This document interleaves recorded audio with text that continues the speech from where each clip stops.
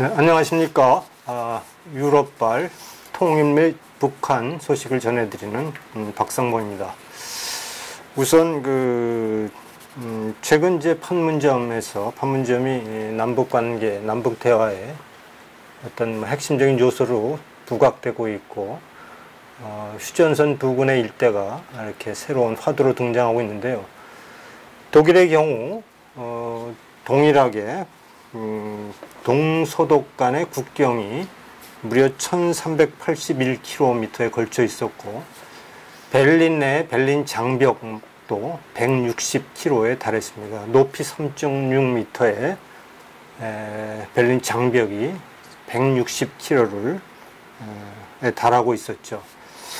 근데 당시에 1381km에 달하는 국경지도에 총 7만 1000여 개의 자동기관 단총이 설치되어 있었습니다. 이것은 이제 동독인들의 서독 탈출을 막기 위한 그러한 장치로 이것을 괜히 침범했다가는 그냥 목숨을 잃는 그러한 자동기관 단총이 설치되어 있었죠.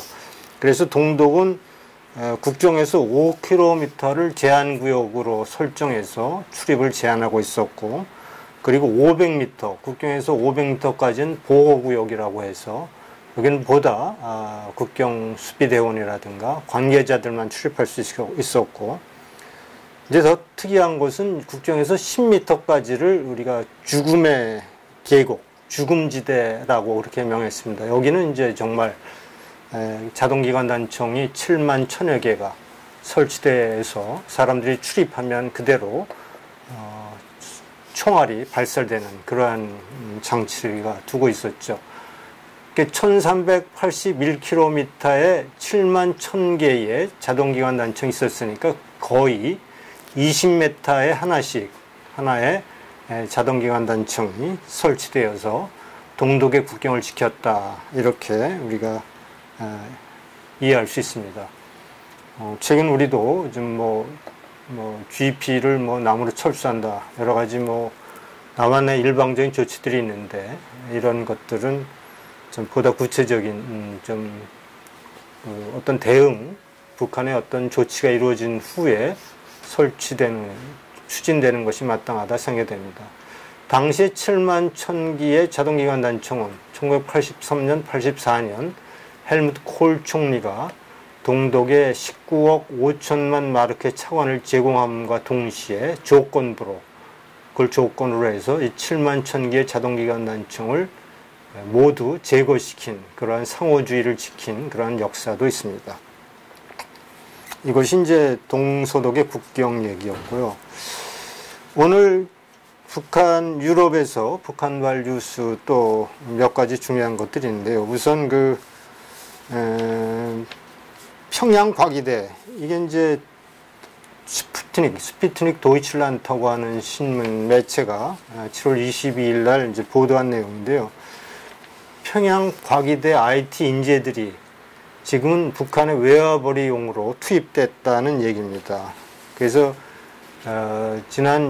작년에 유엔 안보리의 대북제재 결의안에 따라서 정말 북한 노동자들이 2019년까지 전부 북한으로 추방되는 그런 조치를 취한 이후에 이제 북한이 이를 우회하기 위해서 IT 인력을 또는 IT 위장 회사를 러시아 쪽으로 진출시켜서, 또는 이제 북한의 IT 인력을 러시아, 그러니까 극동 지역이죠. 러시아 극동 지역, 특히 블라디보스톡 지역에 이제 취업을 시켜서 자금을 확보하는 그런 전략을 취하고 있다, 이런 얘기를 보도하고 있습니다. 그러니까 러시아는 이제 2019년까지 지금 현재 북한 기존의 노동자를 러시아의 이제 평양 주재 대사가 인터뷰에서 이렇게 밝히고 있습니다. 지금 북한 노동자는 이미 반으로 줄었다. 그리고 2019년 말까지 모든 이제 북한 노동자는 이제 추방할 것이다, 이렇게 이제 인터뷰에서 밝혔는데, 대신 이제 이 보도에 따르면 코리아 컴퓨터 센터라고 하는 북한의 이제 IT 회사가 위장으로 러시아에 진출해서 소프트웨어를 개발하고 판매하는 일을 하고 있고, 주로 이제 평양과기대 출신의 IT 인력들이 이제 그쪽에 취업을 해서 블라디보스톡에 취업을 해서 대략 이제 월급이 한 16만 루블이 된다고 합니다. 2,100유로에 달하는 월급을 받고 이들은 이제 노동자보다 훨씬 많은 월급을 받기 때문에 이들로 북한의 자금을 충당하고 있다. 웨어버리를 대신하고 있다.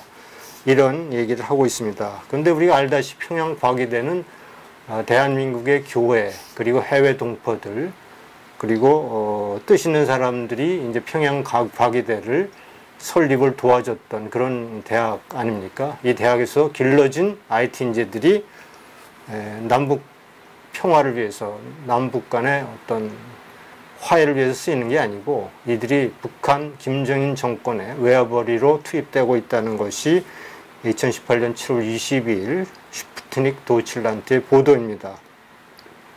이런 보도를 볼 때 이제 대북 제재가 또 다른 차원에서 우회하는 여러 가지 다양한 조치들이 일어나고 있다. 이런 생각을 좀 하게 되고요.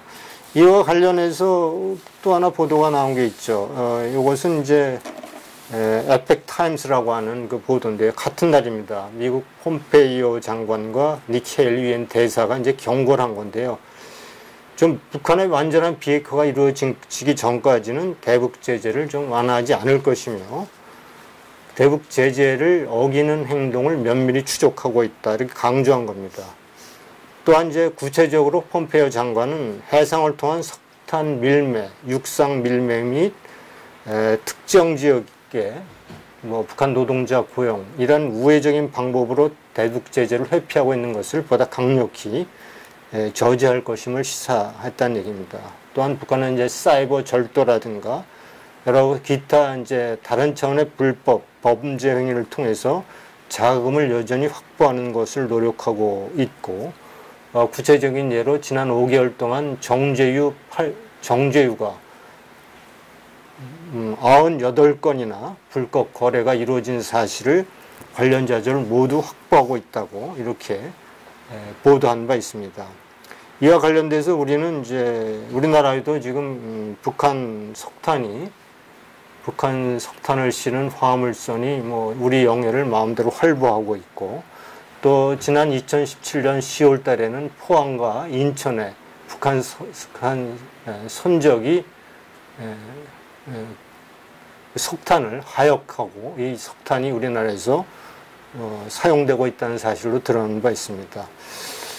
또 7월 21일에는 미국이 국무부차관보를 남북 경협을 조사하기 위해서 파견한 사실도 우리가 보도된 바 있습니다. 이렇듯 미국은 대북 제재를 보다 강화하고 있고 완전한 비핵화를 이루기까지 이러한 미국의 노력과는 달리 대한민국은 오히려 북한의 대북 제재를 피할 수 있는 그러한 여러 가지 방법과 거기에 협조하는 모습을 보이는 것은 한미 공조에도 좋지 않다 이런 생각을 좀 하게 됩니다. 그 다음에 이제 우리 북한 경제에 대해서 좀 얘기를 드리겠는데요. 이게 이제 뉴지리 신문이 관련 보도를 많이 합니다. 북한 보도를 많이 하는데 20일, 저는 7월 20일자 신문에서 북한 경제가 20년 만에 최악이다 이렇게 얘기를 했죠. 그리고 작년 GDP가 3.5% 감소했고 해외 수출도 37%나 감소한 17억 7천만 달러를 기록했다고 합니다. 반면에 수입 규모는 한 38억 달러 규모로 변하지 않았다는 거죠. 그것은 이제 공산 엘리트 간부들에게 이제 제공할 선물 이런 것들 때문에 이들의 비율을 맞추기 위해서 수입은 줄지 않았다 이런 보도를 한 겁니다. 그래서 이제 대북 적자 규모가 이제 늘어나고 있다 이렇게 이제 얘기를 했고 그래서 20년 만에 최악이라는 겁니다. 근데 이런 경제를 만든 김정은을 향해서 우리나라 이제 지도자급 인사들이 김정은이 우리나라 2, 3세 경영자보다 더욱더 개혁적이다 또는 김정은은 백성 생활을 더 중시하는 지도자라고 평가하는 일이 있어서 스느스물 자아내는 그러한 일도 있었습니다. 이건 또 자아브리켄, 독일의 이제 지역 신문이죠. 7월 19일 날 보던데요. 지금 현재 북한에는 노예 노동을 하고 있는 인구가, 이건 뭐 여러 군데서 보도가 있었습니다. 265만 명이라고 하는데, 북한의 노예 노동은 세계에서 1위다. 한 260만 명. 물론 뭐 전체가 노예 노동을 하고 있습니다만, 특히 이제 직접 탄광 같은 데서 북한의 노예 노동을 하고 있는 인구가 한 265만 명이 된다고 하는 거죠. 그 2위는 아프리카의 에리트리아, 3위는 부룬디, 4위는 아프가니스탄, 5위는 중앙아프리카 공화국. 이렇게 5개국이 조직적으로 정부가 나서서 노예 노동을 붙이고 있다. 이런 보도를 한 바 있습니다. 또 하나 이제 뉴찌리 신문의 보도 내용을 좀 보겠는데요. 이게 이제 7월 24일자 보도입니다. 뉴찌리 신문의 보도인데요. 그 미국과 이제 첨전국, 유효전쟁 첨전국이 이제 남북한이 전쟁을 했고, 미국과 유엔군이, 그리고 중공군이 이제 참전한 전쟁이었는데, 전쟁 이후에 이제 참전국 사이에 유해 송환 관련 협상이 진행됐고, 실제로 여러 가지 유해 송환이 이루어졌다고 하는데요. 최초는 1953년 휴전된 이후에 1년 후에 1954년도에 중국과 북한 사이에 유해 송환 절차가 진행되었고, 이 절차에 따라서 북한이 4,167개의 유해 상자를 중국에 송환했다고 합니다. 중국에 인도했는데, 이 중에서 확인된 시신의 수는, 유해의 수는 4,129개로 확인이 됐고요. 그러니까 대개 한 40개, 35개 정도, 아니죠. 45개 정도의 시신이 이제 차이가 나는 거고. 근데 이제 더 중요한 거는, 이렇게 이제 북한이 중공군에게 유해를 송환한, 인도한 그 중에서 여기에 무려 2,944구의 유해가 미군의 것이라고 확인이 됐다는 겁니다. 중공군에게 인도했는데 2,944개의 유해는 미군 유해로 확인된 바 있고, 그리고 또 미국 사이에도 이제 미국과 북한 사이에도 유해 송환이 이루어져서 1990년부터 2005년까지 349의 미군 유해가 미국으로 인도되었죠.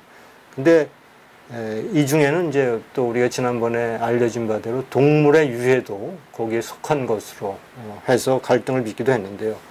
이러한 미국 간의, 그리고 미국, 북한, 그리고 중국과 북한 간의 유해 송환 절차가 이렇게 진행돼 있었지만 웃지 못할 이러한 북한 측의 불성실한, 그리고 말도 안 되는 중공군 유해라고 속에 미군 유해를 포함시키는, 그리고 동물의 유해도 포함시키는 이러한 일도 있었다는 보도를 했습니다. 그리고 이제 1996년부터 2005년까지 33건의 유해 발굴 공동 프로젝트를 미국과 북한 사이에 진행을 했는데, 2005년 이후에는 이제 다 끊겼다고 합니다. 현재 이제 북한에는 한 5,300구의 미군의 유해가 아직 실종 상태로 있고 송환되지 않다고 이제 미국 국방부가 보도하고 있는데요.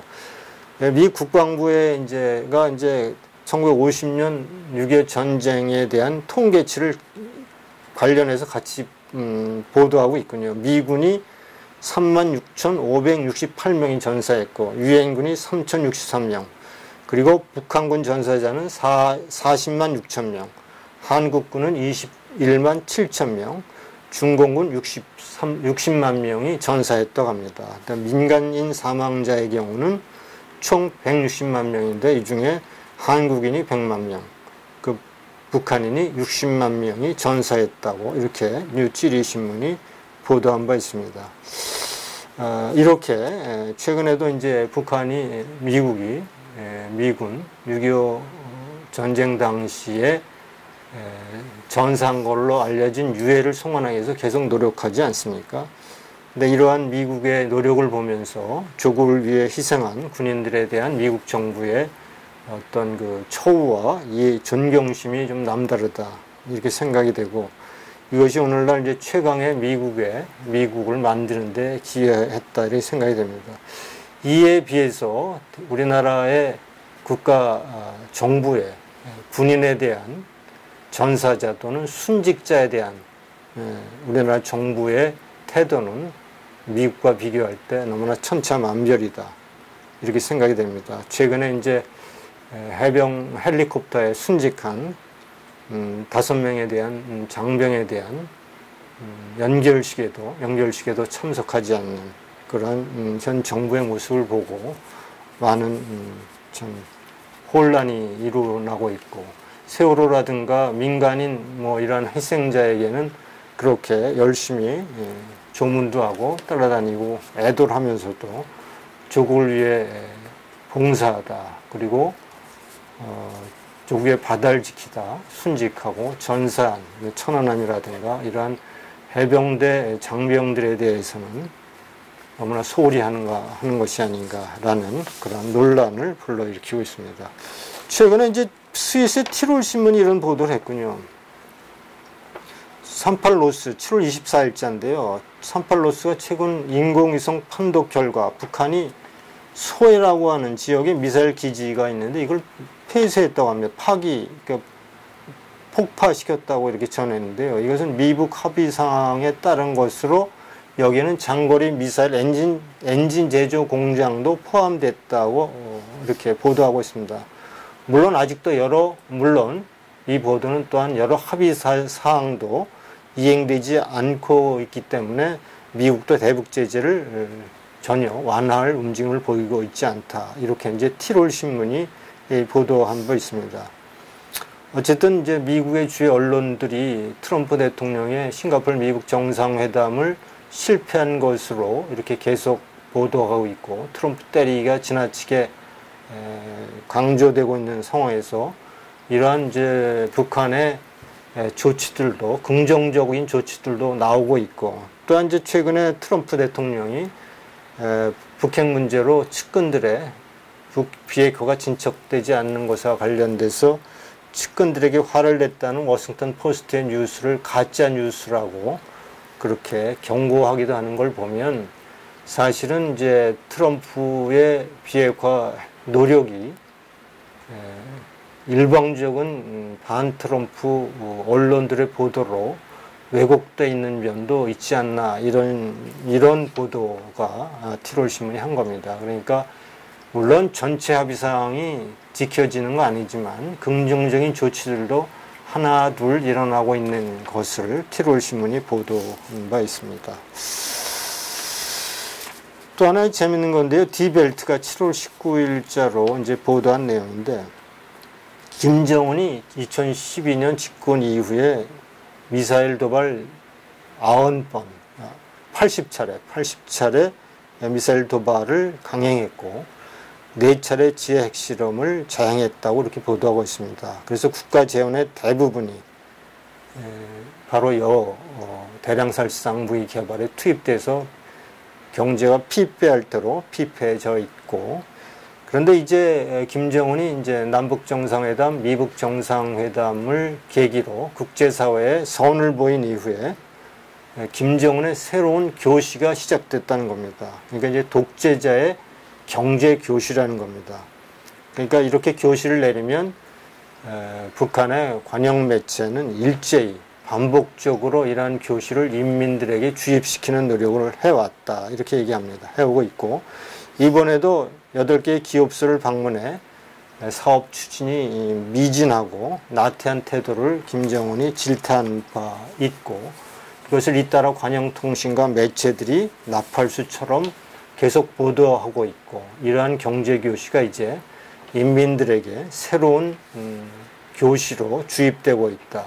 이렇게 하는 이유는 2019년 10월 10일 노동당 창건 기념일에 맞춰 인민생활의 획기적인 진전을 이루겠다는 김정은의 의지가 그 안에 담겨져 있고, 이런 의지가 교시의 이름으로 발표되고 있고, 이 교시는 북한 매체, 관영 매체, 언론을 통해서 아주 반복적으로 인민들에게 주입되고 있다. 이렇게 이제 보도하고 있습니다.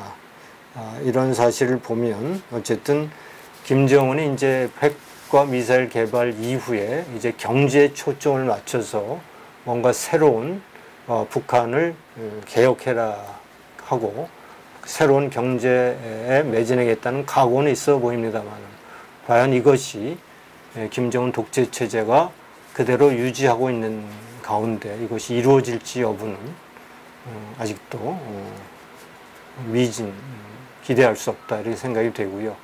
특히 이제 미국이 북한이 완전한 비핵화가 이루어지기 전까지는 대북 제재를 절대로 완화하지 않을 것이다, 풀지 않을 것이라고 하는 강경한 입장을 보이고 있어서 이러한 김정은의 교시가 성공적으로 끝날지는 아직도 지켜볼 일이다.